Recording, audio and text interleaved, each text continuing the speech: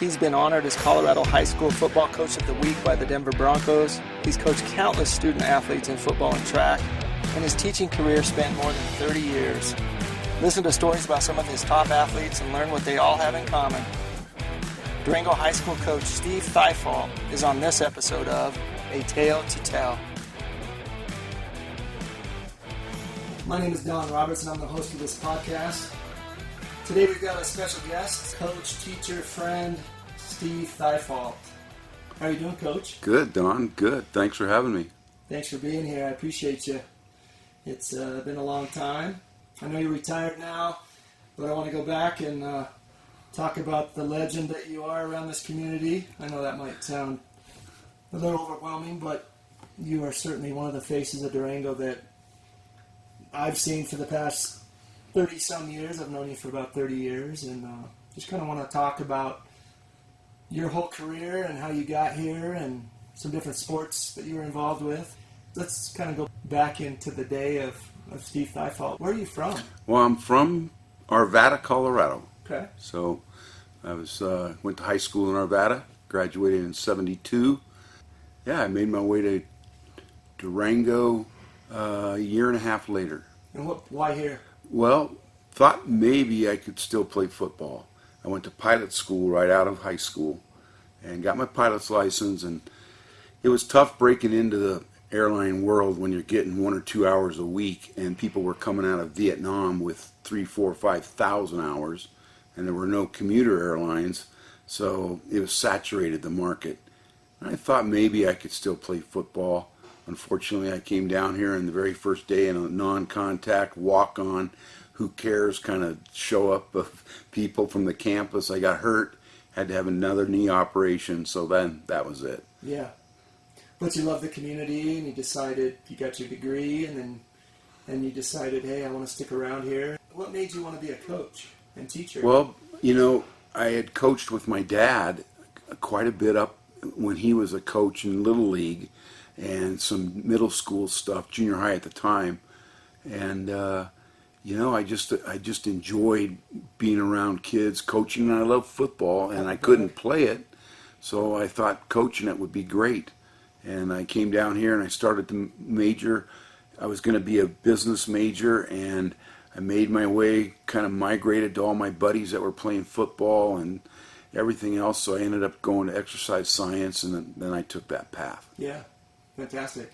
I know you taught with my wife for 20 years, and I've known you for 30-plus years. So you started at a middle school here called Smiley Middle School, which doesn't exist anymore.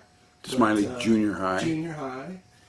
And started there, and you worked as a teacher, phys ed teacher, and as a football coach, right? Right. I student taught in 77 and started coaching football at the high school. So I coached football at the high school 77, 78, 79, and then I student taught, and then I was a full-time substitute teacher. I got hired in 1980 at Smiley Junior High at the time. We don't have that now. It's a middle school's concept.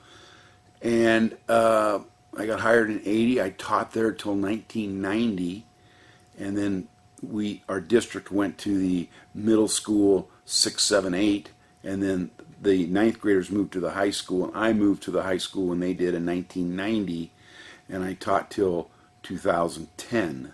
So I did 30 years in the district, and I'm still coaching. I retired in 2010, and still coaching track. I'm still coaching track. Actually, I coached football for most of my career. I would have to say, in general, I was a football track coach. Mm-hmm. I did do about 8 years of wrestling, and I did about 20 minutes of basketball. Now, I did 2 years of basketball, but they figured out that I didn't really know what I was doing, so they kindly let me get out of that. But yeah, I mostly football and track, and the time commitment with football is enormous, just absolutely enormous. And that's when we first met. You were kind enough to let me help out a little bit with some of the strength and conditioning and nutrition stuff back in the day, back in the early 90s, and I'll always remember that and cherish that. And I've been in this community a long time as well, and anywhere I go, town of 20,000 people in the county of 50,000, everybody knows who you are. Countless students boys and girls you've influenced, whether it's in the classroom or the gridiron or the track. So I want to talk about that more and really kind of hone in on some things, particularly, why don't we start with football, and we can slice in and out of the classroom as well. That's when I first met you and watched you from the sidelines and just watched your character and how much kids were devoted to you. And what's so great about football? You and I know, but tell the listeners why you love it so much. Well, gosh, I could talk for hours about that, but I always refer to football as the great game of football. And I was bred to love it with my dad. He played. He was very good. He was an all-state player, state champion at Holy Family High School, and then a coach. The love of it. I played all through Little League, and I was probably a good football player, but not a great football player. I just didn't have the physical skills that other people possessed, but I loved playing the great game of football.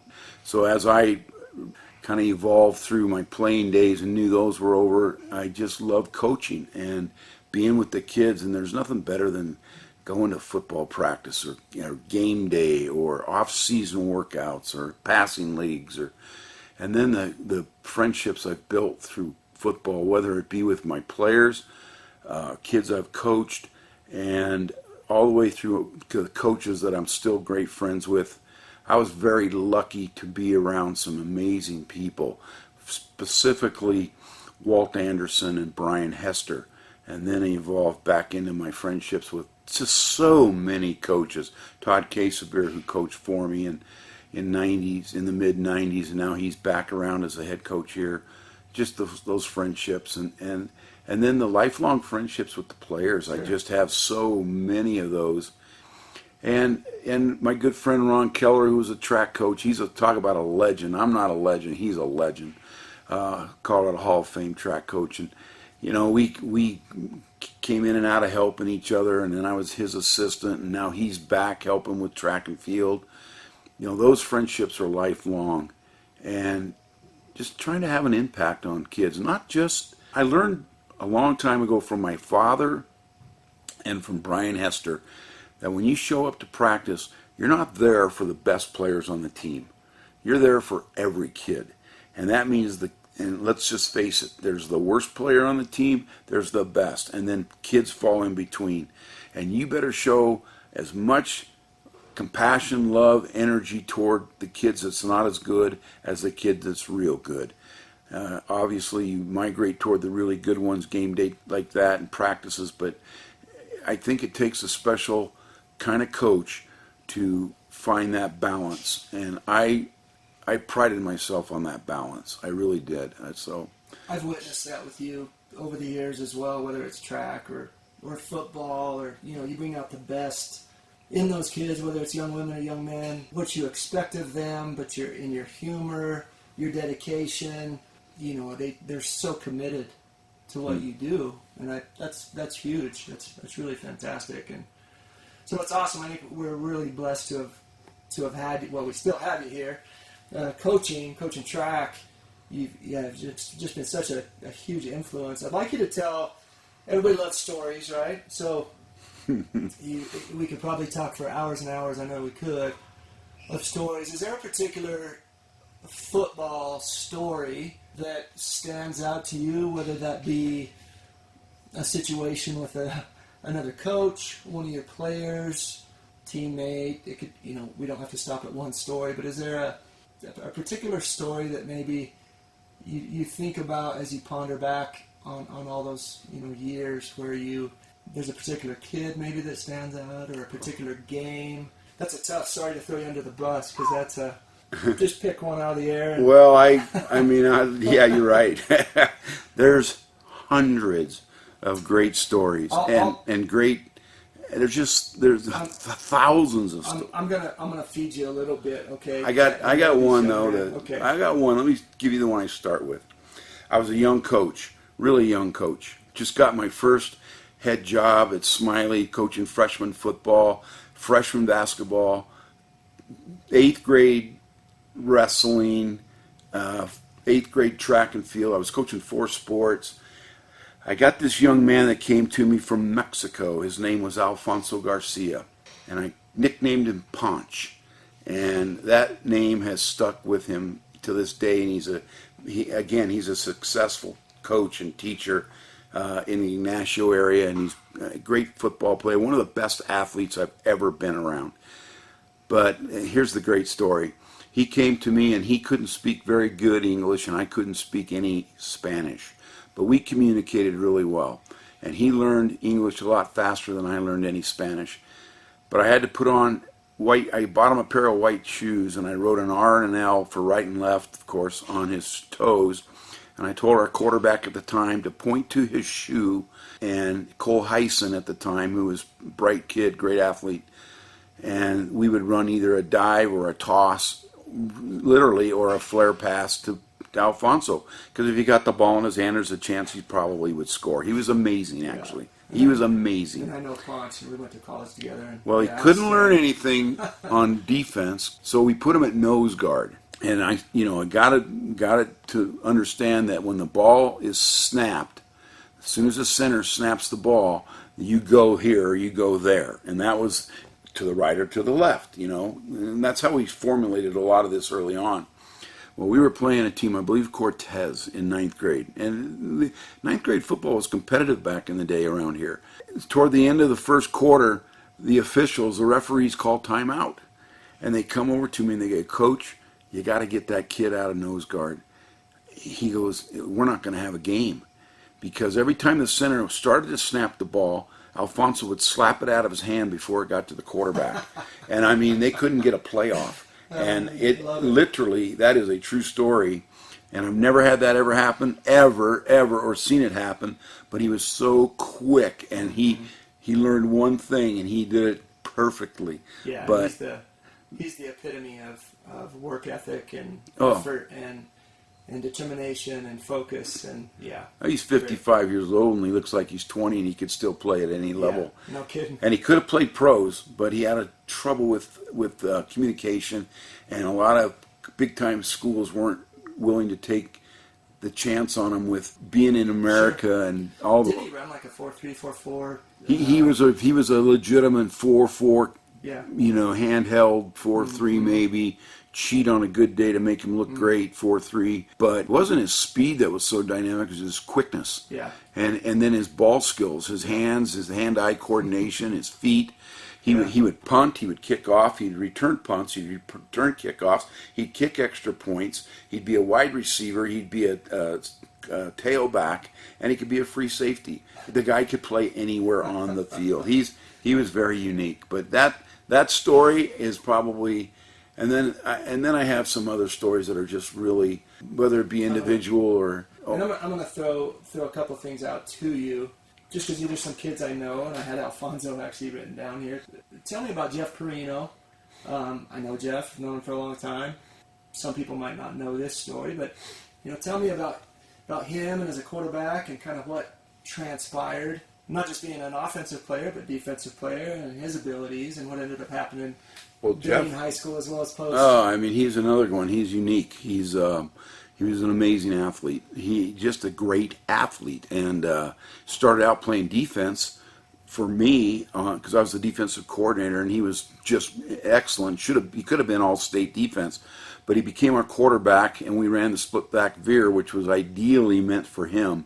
But we were, with Brian's leadership, of course, we were a great throwing running team.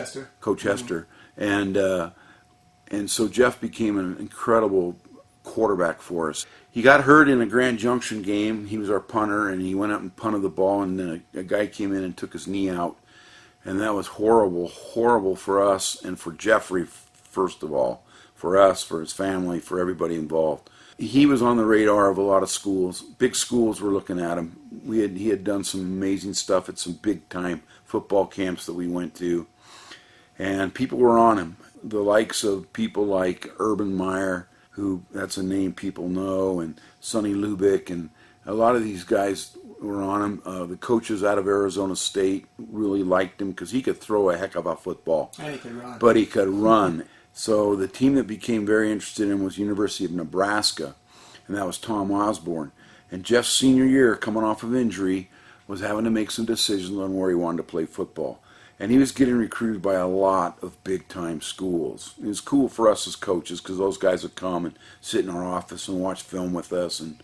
And even watching film on Jeff led to a great scholarship for Warren Gutierrez to go play football because Jeff was throwing to him.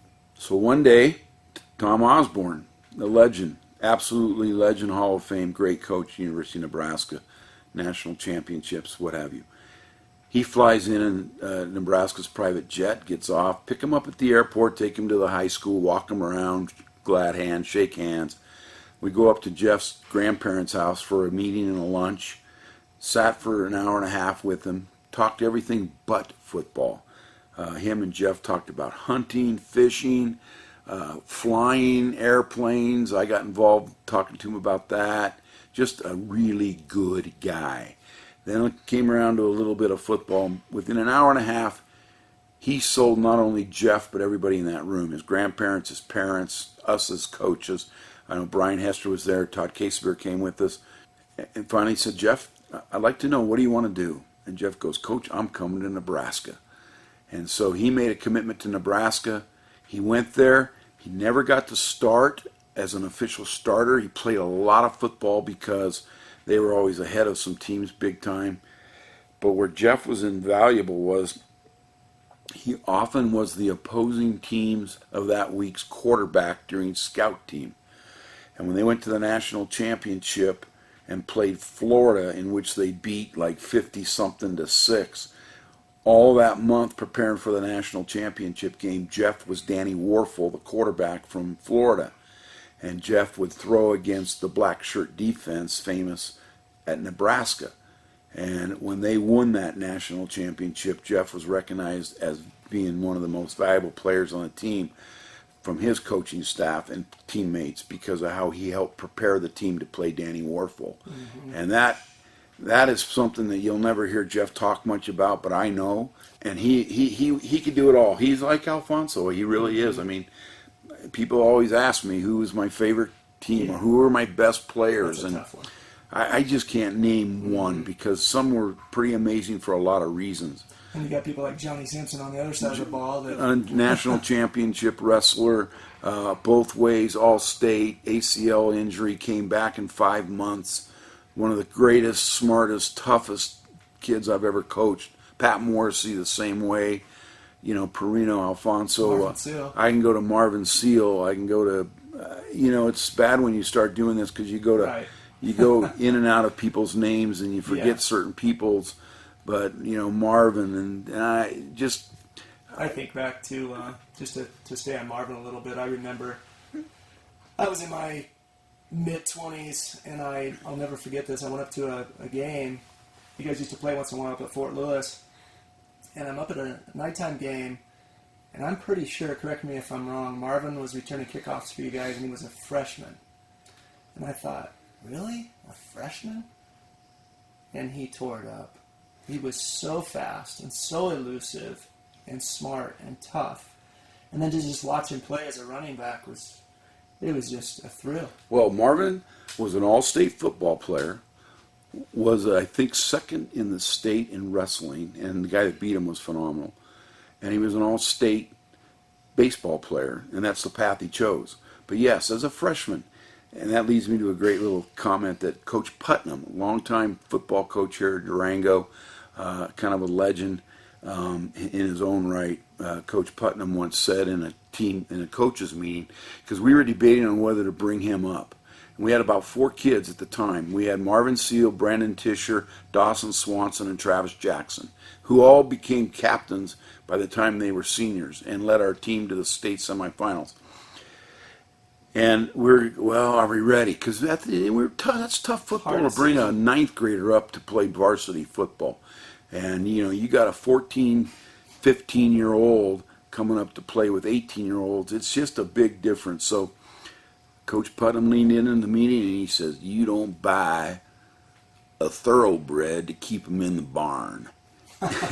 So that resonated with all of us. We brought Marvin up, and the rest was history. He's absolutely one of the very best football players. But overall, every kid I've mentioned they all had one quality.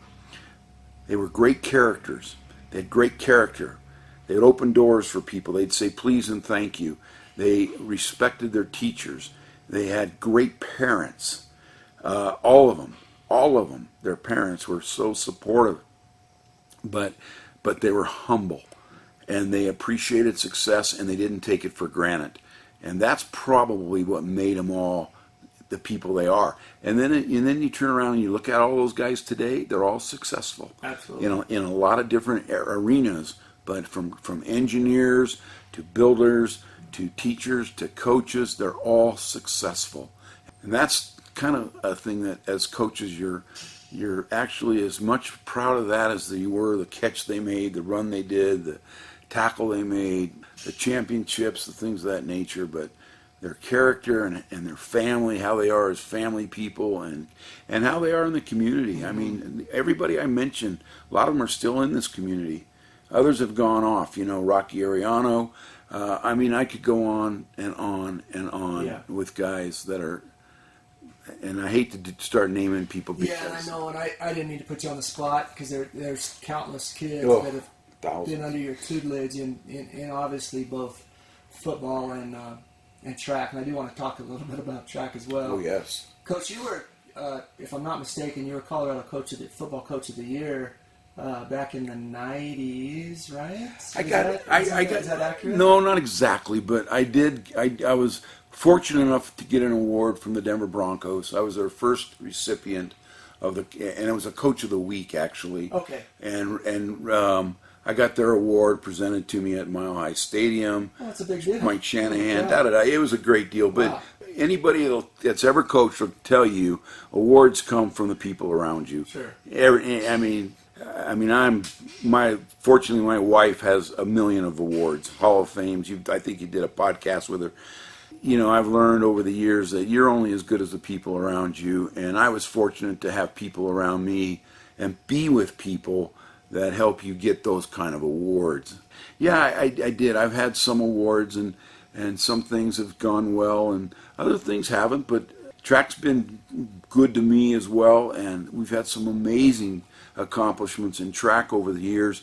Probably let's talk about that. My most memorable obviously is our 2007 4x4, which is the 4x4 is kind of the pinnacle of track events. The meets always end with that. Super exciting. Super exciting event. 4 guys running 1 lap each. And we ran a time that ranked us, I believe, I'm not pretty sure, like in the top 10 in the nation that year. Walk us through that a little bit, because I've watched that video numerous times. Blessed to have my oldest son Landon run on a 4x4 under your tutelage. But walk us through that particular team, that group of 4 young men, the season, but that particular race. Well, they set the tone for a few years because they got good and kept getting good. And back then, it was with budget restrictions. Now it was easier to go to some big time meets, so we got to go and run against better schools. And there's always a big meet up in Denver called the Liberty Bell. We went to that, and with a lot of these same guys, throw Gus Barnes in and take Bryce Phillips out. We won 4x1, 4x2, 4x4, and then we actually won the 4x8, not with those guys, some other guys. Wow. And so we swept everything up there that year. We just kept getting better. And I was fortunate to have these 4 kids on the 4x4, starting with Jacob Griffin, who is a sprinter, 100, 200, 400 kid. Bryce Phillips, who was basically a 400 kid and an 800, but he was a 400 kid. He was one of the kids that just rose above what he thought he could do. And that's part of coaching, getting kids to perform better than they think they can. Absolutely. Then I had a young man named Cole List, who is probably the most beautiful runner I've ever coached. And the sky was the limit for Cole. He was our 3rd leg. And then I had a kid named Travis Rogers, who was just unbelievably fast. He could run the 100, the 200, the 400, the 800, and the mile. He could do any of those. Not very many kids can do top to bottom, but Travis could do it. But he focused on the 100, 200, 400. Still has our school record in the 200 and the 400, and he ran a 47 something which if you're watching the Olympics and the World Championships now, they're running 44s. So he wasn't far away as a senior in high school. Had multiple scholarship offers from all over the country to some amazing track schools, but he was a soccer kid. And all 4 of those kids played soccer. That's what was kind of unique. Interesting. We molded them, but they didn't miss workouts. They didn't complain. They did, and we worked them hard. Our workouts were tough. Multiple 200s twice a week. The day of the state championship, on paper, we weren't the best. The best was Fort Collins, Smoky Hill, Littleton. We were behind on the 3rd leg. The first leg we came in about even. The second leg we fell back a little bit, but Bryce kept us there. We were down about 4th or 5th place on the 3rd leg. Cole List brought us back up into 2nd place. We were about 30 yards behind on that exchange, on the 3rd to 4th. The Fort Collins, and they were good. They were about 30 yards ahead of us. They were almost into the starting of the turn when we made the exchange. By the 2nd, 3rd turn, Travis had caught him. He ran an amazing race, and you could just see him, and people were just going, whoa. You can bring it up on YouTube, 2007 State Championship 4x4. Or Travis brought us up, passed the guy on the curve, which you tell him not to do, but they did it. He did it. He was not going to be denied. We won it. That was my favorite. I had a Mike Wakefield win the state championship in high jump. Thank you. He was a short, stocky kid that he went actually 6'10 and a half in a meet, but he won it at 6'8. Which is phenomenal. Phenomenal because he's about 5'9 and thick. And, I've had some other kids that have placed really high, and we've had some other state champions in there, and some distance kid. The Aiden Fitzgerald was a great runner, and we fell short of a state championship in the 4x4 his year by less than an inch. And I mean, it took forever to find out who won and who lost, but we lost by about an inch. Some great individual that converts to a team effort in track and field as well. So it's been fun doing that. Well, I just think everything, your humor and your care and work ethic and fairness and just, and everything. And obviously you've been surrounded by some wonderful, wonderful coaches too, but you need to give yourself a lot of credit. What would you say, if you could give some of these listeners, whether it's parents, kids, maybe just some words of wisdom to kids first, these young student athletes? What are some things that you feel they should focus on? I adopted a philosophy with the help of other people. I learned a lot from my dad, and I had so much respect for him, of how he worked with kids and what kind of teacher he was. And I by no means was perfect. I had a little reputation of going nuts and being pretty excitable and getting crazy, and I'd chew some butt and I'd go nuts and all that, but I always did it for the love of the game and the love of the kids, and they knew that, I think. I would say, what I would tell young coaches, I always tell them, fair and consistent. And be fair and consistent, and care as much about the lesser kid on your team as the greatest kid on your team, because you're naturally going to migrate a little more to the best kid on the team, because that's what you're trying to do to win. You went through a little phase where winning isn't everything, participation, love, and logic, and all that. I don't care. Winning's pretty amazing. I don't care if you're a banker and you want to win this, or an accountant, or a lot more fun to win than lose. It's a lot better so long as you learn from both, and so long as you do it humbly and be humble. So be fair and be consistent, and that means with everybody. I think that's important. What I would tell kids is, a lot of kids they're going to forget what you did on third down, but they might remember what kind of kid you were. And I always would say, it's okay to say thank you. It's okay to say please. It's okay to open doors. It's okay to help people. I would tell kids that often. And what kind of character, what do you want people to think about you when you walk away? And what they want to know about you when you're 30 or 40 or 50 years old. What kind of character do you have? How do you treat women? How do you treat others? How do you treat your grandmother, your parents? And I always tell them, go home and tell your parents you love them. And it's okay to say that to them. And I always felt like that was a kind of a gift I got from my dad and from Brian Hester. And my X's and O's and that kind of stuff, Walt Anderson was amazing. But I think we incorporated that into a lot of our coaches. I'm working with a kid right now, Johnny Bertrand, the head track coach. He's got a lot of that naturally in him. And he has become a very, very good track coach. So kids are in good hands. The other thing, I wanted parents to know that when their kids were with us, whether it be at practice on Tuesday or on a road trip to Denver, their kids were in good hands. And we were going to take care of them. We were going to look out after them. Now, their kids are kids. Let me tell you, we don't go without our own little problems here and there. And we've had plenty. But we usually address them, and we think we do it in the right way. Coach, what do you want to be known for? What do you want your legacy to be? Oh, gosh. If you had to sum it up. I look at people like, I use my wife as an example just because hers is like athletic. Vicky Street's Thyfault. Yeah, the accomplishments were pretty amazing. But as a legacy, I just want to be, I think, knowing that I cared about all of the kids that I coached, and I helped mold them not only to be successful in athletics, but as a person in life. And I guess that's what I would like people to remember me as. And that, hey, Thy cared about us. I'm Coach Thy to everybody, that he cared about us. Not only just us, but he cared about everybody. And I guess I would do whatever I could to help them in any situation, whether it meant chewing their butt or giving them a hug, one or the other. They're both important, right? Right. Well, you've heard it, so it's an old cliche, it takes a village to raise or do this. But it does. It really does. It takes a lot of people's effort, not only just mine, but other assistants and trainers and equipment and managers and you and your gym, and providing an opportunity for them to work out and coming to do our talks at our practices to help. It just takes a lot of people to build a successful program. But then it all goes right back to you as an athlete, and what do you want to give? How much of yourself do you want to give?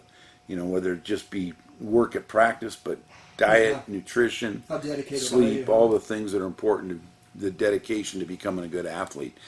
Not everybody's blessed with talent, and not everybody's blessed with incredible athletic skills, but you can refine them, and you can build them, and you can make them better. And their attitude and work ethic goes a long way. And that's number one. I mean, hustle. Attitude and work ethic, preparation. How much do you want to do? How hard do you want to work in practice? Mm-hmm. How much you want to suffer? How much you want to play hurt? Because everybody gets hurt. I'd ask a team sometimes. I'd get a kid. I always call it owie and injury, and I'd say to the kids, "Okay, how many of you guys have some owies?" You look around. Everybody's got their hand up, even the coaches. But, and how many of you are injured? Mm-hmm. So some of them be afraid. But that you can't do stuff. You can't go out and shovel your sidewalks and not have owies and injuries. So it's going to happen to you. It's how do you handle those? First and foremost, I appreciate your friendship for the past 30-plus years. Right back at you. Your coaching, your teaching, we didn't really even talk about all of your teaching, but you've been an influence on countless kids in this community for the past 30 years plus. I think it's pretty neat now that, chip off the old block. We have Todd Caspear here coaching football now. I know you guys are still great friends. It's exciting times to be watching football, folks. Get out and make sure you support Durango High School football this fall. And make sure you come out and continue to support Coach Thyfault and Coach Bertrand on the track this year as well.